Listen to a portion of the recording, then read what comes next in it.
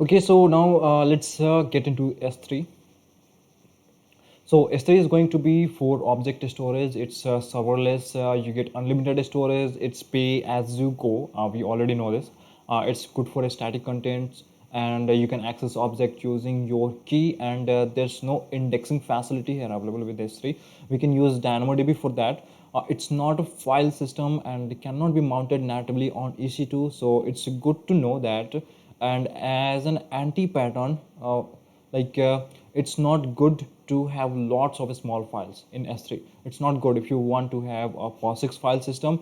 You need to use EFS instead of POSIX. It's not good if you want things such as file locking. It doesn't have a search feature, queries, and it's not good for the rapidly changing data. And it's also not good if you have a website that has a lot of dynamic content. And rest, it's all a great tool. Okay, so here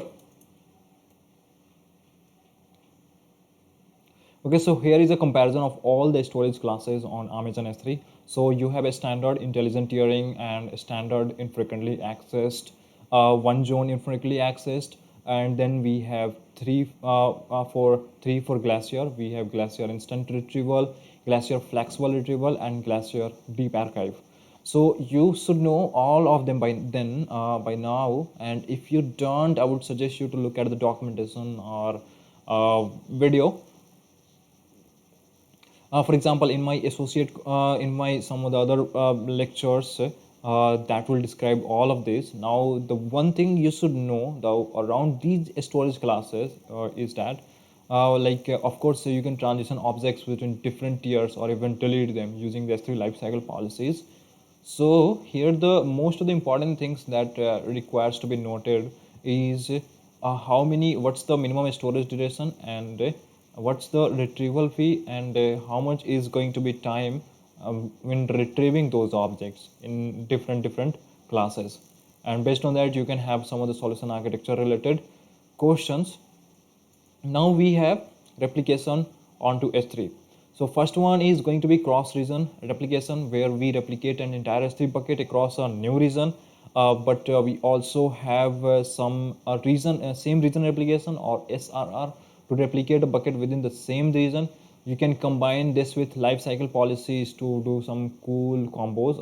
For example, you have cross region replication between the US East 1 and the US West 2, because we can replicate a bucket across two regions, and then in the US West 2 we can create a life cycle policy to transition stuff into Glacier for archival purposes. And as we do the replication, well, number one would be to reduce the latency. Number two would be for like the disaster recovery. Number three could be for the security. And if you want to have the replication, you need to make sure you need to enable it in the first place. Like S3 bucket versioning is required for the replication. Next, then we have S3 event notification. So it is for you to react to events happening within your S3 bucket, such as object created, S3 object removed, S3 object restore, S3 replication. You can filter by object name. For example, you say only the JPEG files I want, okay? And the use cases, for example, would be to automatically generate thumbnails of images uploaded to Amazon S3. You can create as many S3 events as desired, and these notifications are typically delivered within seconds, but sometimes can take a minute or longer, or even hours. So the events happen to Amazon S3, and then you can trigger SNS, SQS, or Lambda function based on those events. So there is also a second feature with S3 event notification, that it was going to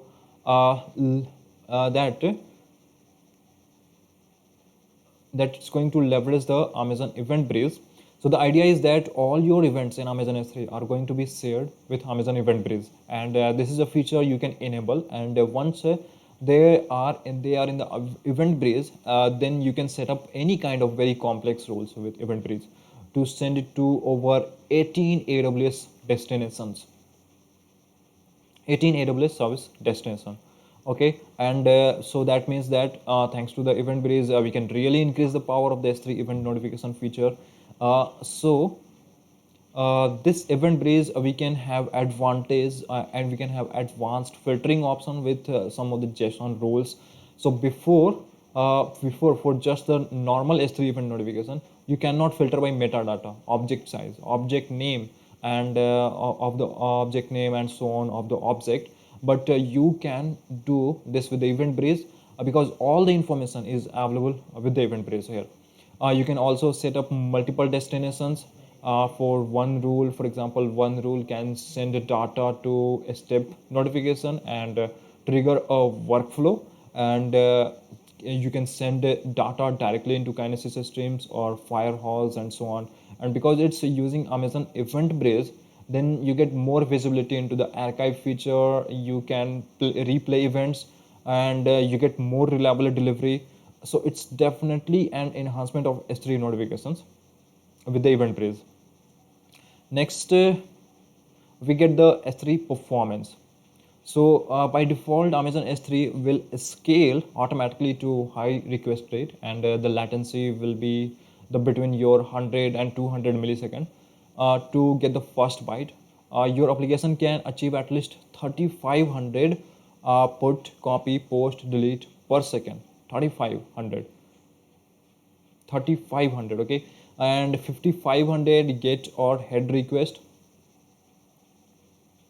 per second per prefix in a bucket. And there's no limit to how many prefix you can have in a bucket, but when you first need to define what is a prefix, so I'm just go through an object path that I'm give you the that I'm giving you the prefix out of it. So if your file is in a bucket slash folder 1 slash sub 1 and slash file, then if you have a sub 2 file in the download directory is going to get the prefix is going to be slash folder 1 slash sub 1 and slash folder 1 slash sub 2. So and in the download is going to be the prefix. Finally, if your file is into the directory name number 1 file, then if your file is in the prefix number 2, then your prefix is 2. Okay, your prefix is 2 or your prefix is 1. So what we do as respect of the file and removing the bucket name, whatever the actually the path is coming up, that's folder 1 sub 1, that's going to be the prefix of the file. Folder 1 sub 2 is going to be the prefix of the file. Then 1 is going to be the prefix of the file, 2 is going to be the prefix of the file. So this is what's the prefix is. The idea is that for each of these 4 prefixes that we have extracted out of the object path, we are going to get 3500 put, copy, post, delete per second and 5500 get or head request per second. So that means that if you want to have a maximum amount of reads, you can create different prefix for your file and then you can scale this way. So if you have spread the reads of that one file across the 4 prefixes we have evenly, then we can achieve 22,000 requests per second for the get and head, and you can do the math of for like the same for the put, copy, paste, post or delete, etc, etc. So this is where the baseline performance. Then we have other performance optimization we can get on S3. The first one is for the multi-part upload. This is going to be the recommended for files over 100 gigabytes, and you must use it for files of 5 gigabytes. Okay. The idea is that you parallelize your upload to speed up the transfers by separating a file into multiple parts. Hence the name comes as the multi-part upload. So our big file has to be sent to Amazon S3. We are going to divide into parts. They are going to be smaller, and all these parts are going to be uploaded in parallel to maximize the bandwidth. And then also make sure that in case one of these files cannot be uploaded, we don't have to retry the entire thing. We could just retry that one specific part that been not uploaded. Now once the entire multi-part upload is done, Amazon S3 will be notified of it and will reconstruct a bigger file into the bucket, and thanks to all the multi-part uploads that have been done. So that's number one. That's for upload. Another performance improvement you can get for upload is called the S3 transfer acceleration. And in this case, we increase the transfer speed by transferring a file first to an AWS edge location, which will forward the data to the S3 bucket in the target region, and all using the AWS internal network. Okay, and this is compatible with multi-part upload. So we can combine multi-part upload and S3 transfer acceleration. So the idea is that our file is in the USA, United States, and we are uploading it to bucket in Australia. Okay, instead of going over the public internet, we just go over the public internet to an edge location in the United States, and then Amazon from that edge location will go over the private AWS network into Australia, and that is supposedly a lot faster than using a public internet, and possibly a lot cheaper also. So that is performance improvements and for uploading the file to S3. So what about the downloads? What about the download performance? So for this, we can use S3 byte range fetches. The idea is that we want to use your big file and we have to separate it into parts. And so it's ranges of bytes. And so we are going to parallelize the gets by requesting a specific bytes ranges in parallel. So as well, in case of one of these gets fails, we get better resilience in case of failure, because we only need to request that one part only, and the one range that has failed. Okay, so it has been used to speed up the downloads. So second example, our file is in S3 and we are going to have the first part, the second part, and the nth part. Okay, all requested in parallel, and in case one of these fails, we can just re-request that one part as we need. So this is going to speed up definitely, and you will get performance, because we are going to have a much higher bandwidth utilization. But this can also be used if you want to retrieve only partial data. For example, if you want to retrieve the head of a file, and by head of file I mean the first 2 bytes. So in case you have a file in S3 and you want to retrieve the header of the file, so you are going to do a byte range request for the header for the first whatever bytes you need, and this will give you a part of the file you need. So this saves a lot of cost, bandwidth, and so on, and you can just look at what you need to retrieve that one specific header. Next, we learn about a feature to remove incomplete parts from the multi-part upload.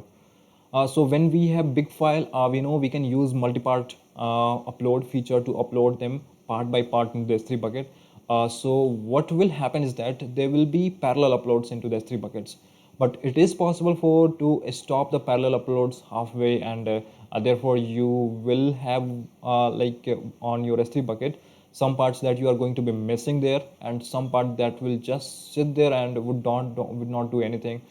So it's possible for you to set up an S3 lifecycle policy to say that if there is an abortion of about some of the abortion of the parallel upload, and the parts haven't been touched for say even 7 days, then abort the multi-part upload and clean and delete all files. So then it will be deleted, and for this you can also initiate it with, for example, an AWS CLI API call to list incomplete multi-part uploads. Okay, now finally on the performance optimization side, we have S3 select and Glacier select. So the idea is that we are going to retrieve less data using SQL as a language. The idea is that we are going to read less data using SQL as a language to query and perform some server-side filtering. So it's going to be a subset of it's going to be allowing you to only filter by rows and columns. So very simple SQL statements. That the idea is that you want to say, okay, I don't want to retrieve all the rows. I want to retrieve all the rows with a certain filter, and I don't want to retrieve all the columns. I'm just interested in like 2 or 3 columns or whatever.